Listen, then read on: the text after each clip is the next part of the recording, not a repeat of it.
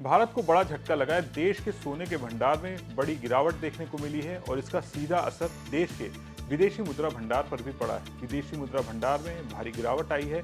चारों तरफ रकम की स्थिति है, लेकिन बड़ा सवाल यही है कि देश के सोने के भंडार में कितनी गिरावट आई है, ये गिरावट क्यों आई है और इसका आम आदमी के लिए क्या मतलब है। ये पूरा मामला इस वीडियो में हम आपको बताने जा रहे हैं। नमस्कार, मैं सौरभ दीक्षित और आप देख रहे हैं विस्तृत। इस बार भारत के विदेशी मुद्रा भंडार को सबसे बड़ा झटका सोने की कीमत गिरने से लगा है। यानी भारत ने सोना बेचा नहीं, सोना गायब नहीं हुआ, बस दुनिया भर के बाजारों में सोने का भाव नीचे आया और इसके साथ ही भारत के गोल्ड रिजर्व की वैल्यू भी घट गई। अब सवाल है, सिर्फ सोने का भाव गिरने से भारत के विदेशी मुद्रा भंडार में 5.6 अरब डॉलर की कमी कैसे आ गई है और क्या इससे देश की अर्थव्यवस्था पर कोई खतरा है। चलिए आपको बताते हैं। भारत का विदेशी मुद्रा भंडार यानी फॉरेक्स रिजर्व पिछले सप्ताह करीब 5.654 अरब डॉलर घट गया। अब भारत के पास कुल विदेशी मुद्रा भंडार 666.933 अरब डॉलर रह गया। लेकिन इस पूरी खबर की सबसे बड़ी वजह डॉलर नहीं है बल्कि सोना है।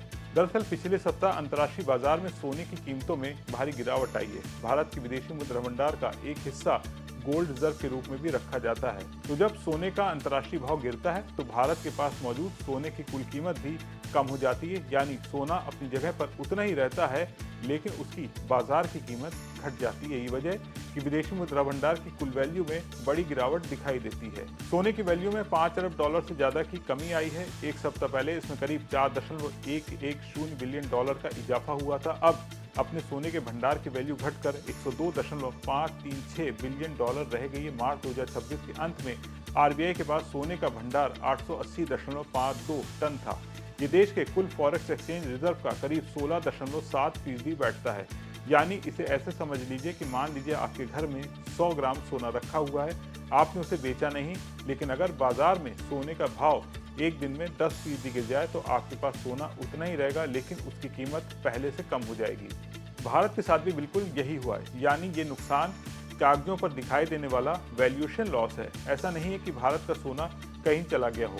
अब जरा विदेशी मुद्रा भंडार को भी आसान भाषा में समझ लेते हैं। विदेशी मुद्रा भंडार वो पूंजी होती है जिसे भारतीय रिजर्व बैंक यानी आरबीआई अपने पास सुरक्षित रखता है। इसमें सिर्फ डॉलर नहीं होते बल्कि सोना, दूसरे विदेशी मुद्राएं, स्पेशल ड्राइंग राइट यानी एसडीआर और अंतर्राष्ट्रीय मुद्रा कोष यानी आईएमएफ के पास रखा रिजर्व भी शामिल होता है। इस भंडार का इस्तेमाल जरूरत पड़ने पर रुपए को स्थिर रखने, विदेशों से जरूरी सामान खरीदने और आर्थिक संकट जैसी परिस्थितियों से निपटने के लिए किया जाता है।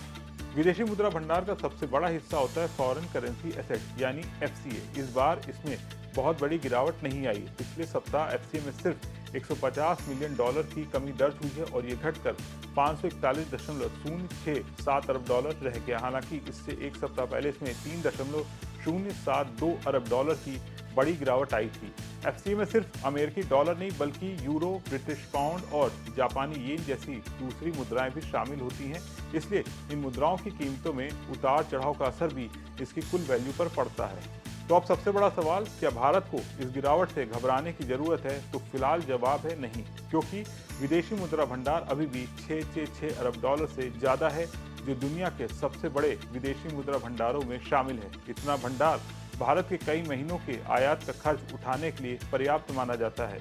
हालांकि ये बात भी सच है कि इस साल 27 फरवरी 2026 को भारत का विदेशी मुद्रा भंडार 728.494 अरब डॉलर के रिकॉर्ड स्तर पर पहुंच गया था। उसके मुकाबले इसमें अच्छी खासी कमी देखने को मिल रही है। लेकिन इस बार की गिरावट सबसे बड़ी वजह आर्थिक संकट नहीं है बल्कि सोने की अंतर्राष्ट्रीय कीमतों में आई कमी है।